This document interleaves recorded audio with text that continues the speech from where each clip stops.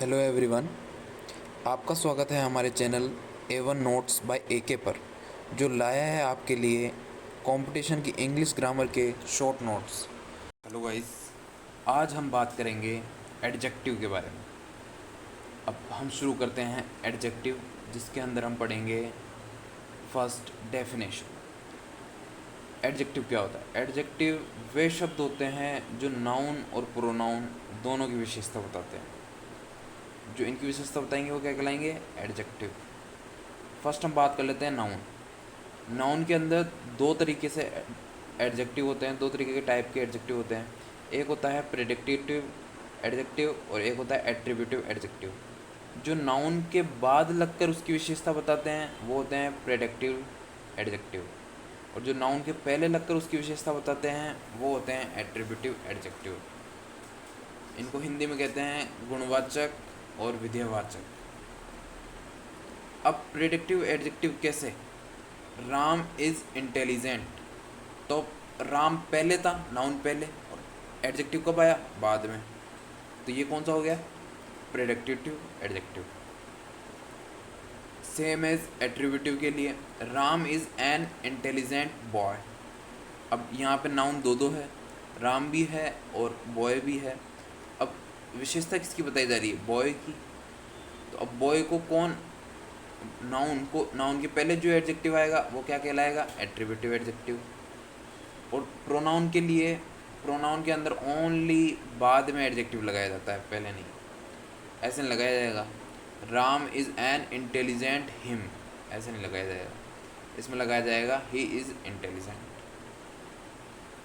अब एडजेक्टिव के टाइप आते हैं, 3 टाइप्स के होते हैं एडजेक्टिव। एक तो प्योर एडजेक्टिव होता है, एक प्रेजेंट पार्टिसिपल होता है, एक पास्ट पार्टिसिपल होता है। जैसे प्योर एडजेक्टिव इंटरेस्टिंग, और सेम एज प्रेजेंट पार्टिसिपल, उसमें इंटरेस्टिंग, पास्ट पार्टिसिपल इंटरेस्टेड। अब इसके अंदर आते हैं हम रूल्स, इसके हम पढ़ेंगे 5 रूल्स। फर्स्ट रूल क्या आता है कि कुछ एडजेक्टिव ऐसे होते हैं जो अपनी पोजीशन चेंज करने पे अपना अर्थ बदल लेते हैं। जैसे कंसर्न्ड ऑफिसर, ऑफिसर कंसर्न्ड। अब दोनों का अलग अलग मतलब है। अगर पहले लग रहा है तो चिंतित, चिंतित है कंसर्न का मतलब, और अगर बाद में लगता है तो किसी संबंधित, किसी कार्य से संबंधित है। जैसे एग्जांपल लेते हैं हम, फर्स्ट का लेते हैं चिंतित का। जैसे एक एरर आया है, I went to secretariat but the concerned officer was absent that day. अब यहाँ पे चिंतित ऑफिसर एब्सेंट नहीं है, जो उस काम से संबंधित ऑफिसर था वो एब्सेंट है। तो यहाँ पे क्या आएगा? Officer concerned. और कंसर्न्ड की बात करें तो इसके अंदर हम बात कर सकते हैं कि my father is concerned about me. तो यहाँ पे चिंतित है, कंसर्न का। अब इसके बाद आते हैं हम नेक्स्ट, जो कि क्या कहता है? प्रॉपर। एक वर्ड है प्रॉपर, जो कि हम अक्सर यूज़ करते हैं कि मैं प्रॉपर जयपुर से हूँ, मैं प्रॉपर मुंबई से हूँ, मैं प्रॉपर आगरा से हूँ। यहाँ पे ये गलत बोलते हैं लोग। यहाँ पे होगा,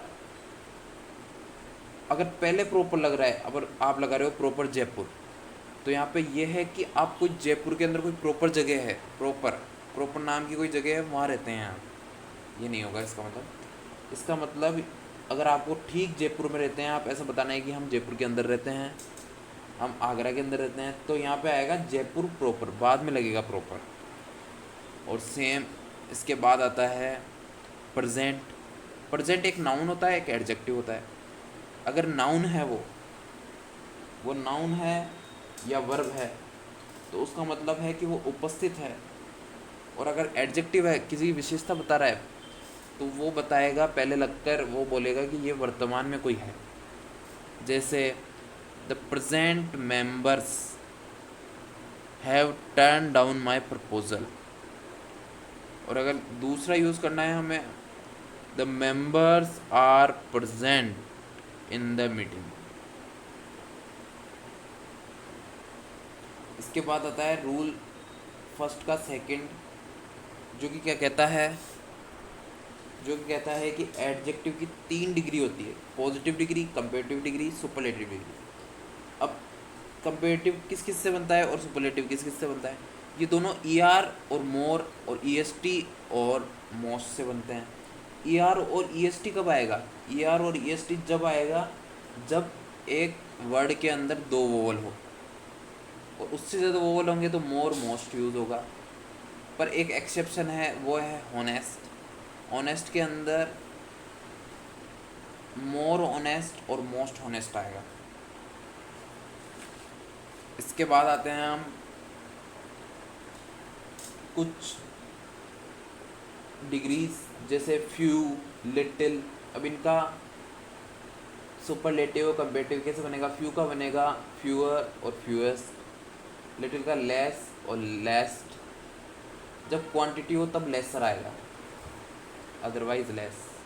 मच, मैनी का कैसे बनेगा? मोर, मोस्ट, दोनों का। और अगर डिस्टेंस, टाइम, मनी के साथ अगर कोई कंपैरिजन करना है तो लेस देन का यूज़ होगा, न कि फ्यूअर का। अब इसके बाद आते हैं हम रूल नंबर सेकंड पर।